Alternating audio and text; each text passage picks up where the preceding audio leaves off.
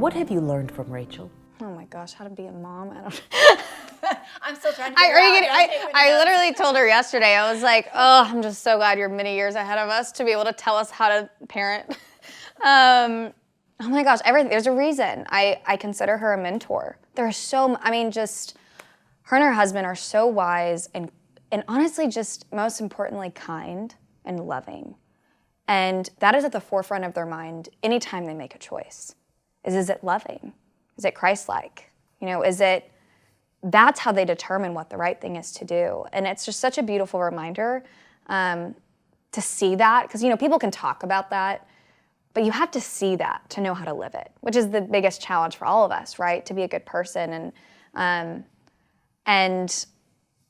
honestly, the way they love is remarkable. And how often they put aside their own needs. And I'm like, she talks about, you know, me doing that with the adoption, but I mean, they do it all the time. And they embrace it.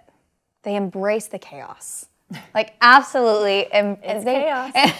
But embrace it and just with a smile. And what's the loving thing to do? I don't know. I could go on and on. That's a good question. Yes, my caseworker was talking with us, and she said, okay, I'm going to tell you what the books say to do, and I know you're going to do the opposite. But yeah, your kind words, that's way too much. But you just have to be flexible, and you have to be open, and you have to be able to be flexible, I think, with any relationship. Yeah. What have you learned from Emma? Golly, what have I learned from Emma?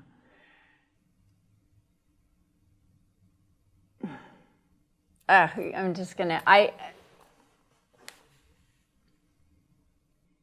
never in my life seen someone do something as selfless and as brave and as terrifying as what she did for our family.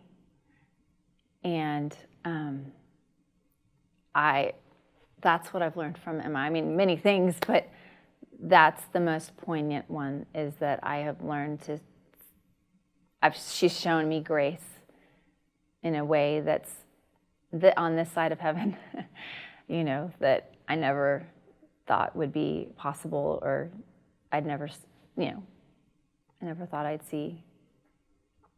It was remarkable what she did for us and for our family. I love you. I can't. Emma, hearing what Rachel just said, I want you now to tell me what you would tell Emma then at 17 years old. What would you like to say to her? I'd like you to speak with her. You'll be okay. I mean, you're worthy, you're loved. You know, you'll be okay. You know, I just think in that moment it was, you know, you're experiencing a love you've never felt before with this beautiful, miraculous gift of a child. And then you're signing away your rights, and every part of your body, it feels wrong. Every ounce of you, it's not natural.